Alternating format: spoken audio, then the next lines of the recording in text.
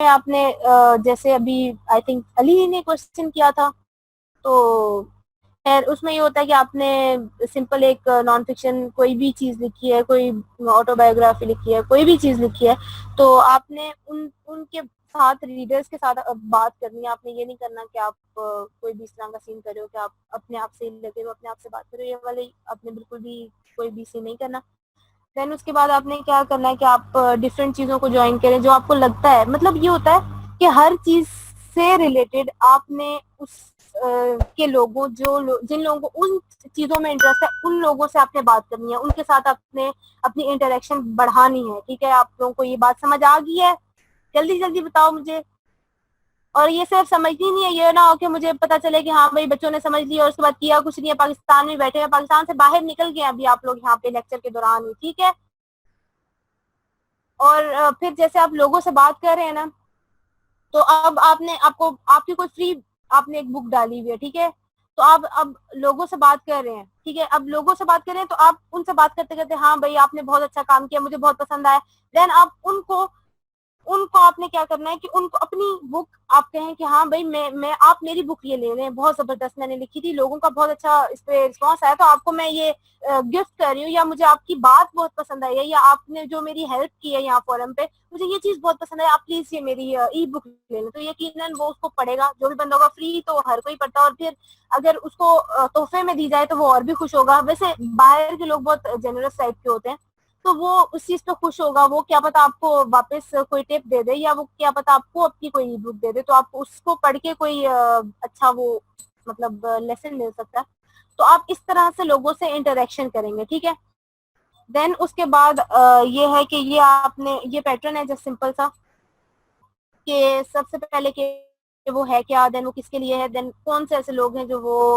इसको चाहते हैं, और कौन आपके अपने बारे में उसमें बात होगी, स्ट्रक्चर कैसा है उसका, फिर सोशल प्रूफ होगा, फिर call to action, daily language, ये सारी चीजें एक नॉन फिक्शन बुक में होगी। अब ये आप देख लें कि नॉन फिक्शन में आपने अगर एक बुक का टाइटल है how to play the guitar, अच्छा अमेजोन पे ये होता है कि डिस्क्रिप्शन वहां पे हर बुक की वो लोग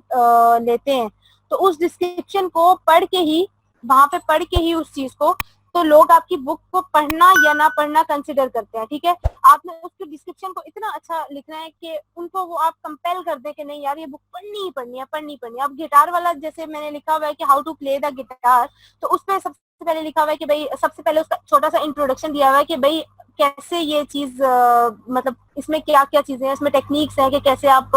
सॉन्ग्स वगैरह प्ले कर सकते हो। देन उसके बाद आपने अपना इंट्रोडक्शन दिया, my name is what ever,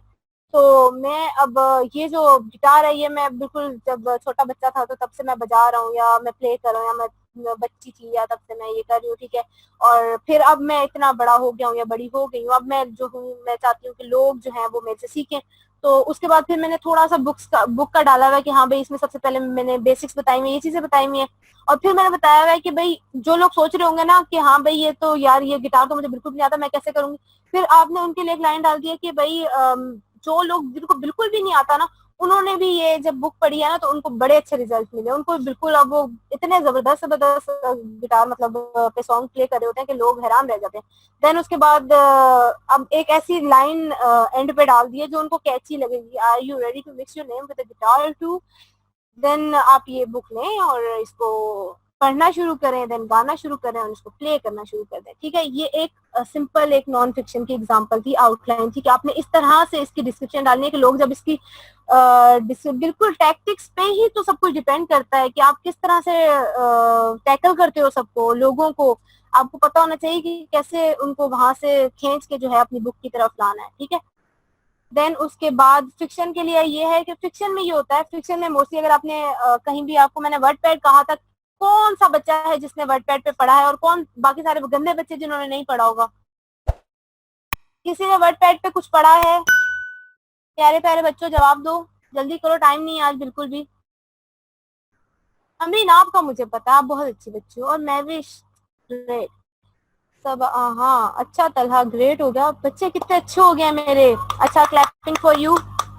okay अच्छा, फिर ऐसा है कि आप जब वहां पे पढ़ते हैं तो आपने देखा होगा कि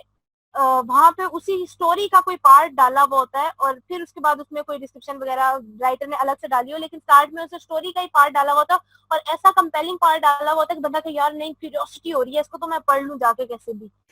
तो इस तरह का उनका ये सीन होता है। ठीक है, तो आपने क्या करना है कि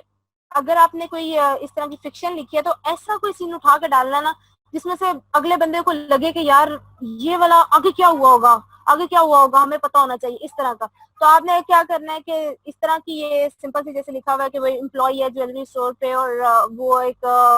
बिल्कुल अकेली फेरी थी, फिर एक बंदा आया उसने उससे कुछ कहा और फिर उसके बाद उसे जो है वो उसने कोई चीज उसके लिए की और फिर उसके बाद बंदे ने उसे कुछ दिया और इस तरह का कुछ ऐसी चीज लिख दें जिससे लोग जो है वो उसकी तरफ बिल्कुल ऐसा अपनी स्टोरी में से कोई ऐसा पार्ट उठा के डाल दे जो जिसपे आगे कुछ होने वाला हो और सस्पेंस रह जाए। क्योंकि हम लोगों को ये होता है ना कि हम लोगों को भी और बाकी लोगों को भी कि सस्पेंस में नहीं रह सकते हम क्यूरियोसिटी को बर्दाश्त नहीं कर सकते, पेट में दर्द होने लग जाता है। तो हम लोग फिर उस चीज को पढ़ना पसंद करते हैं, तो इसलिए लोग इस चीज को पढ़ना पसंद करते हैं जो चीज मतलब ऐसी छोड़ी जाए जिससे आपके माइंड में क्वेश्चंस आ रहे हो। जैसे मैंने आपको आर्टिकल्स का ही बताया था कि लोगों को ठीक है।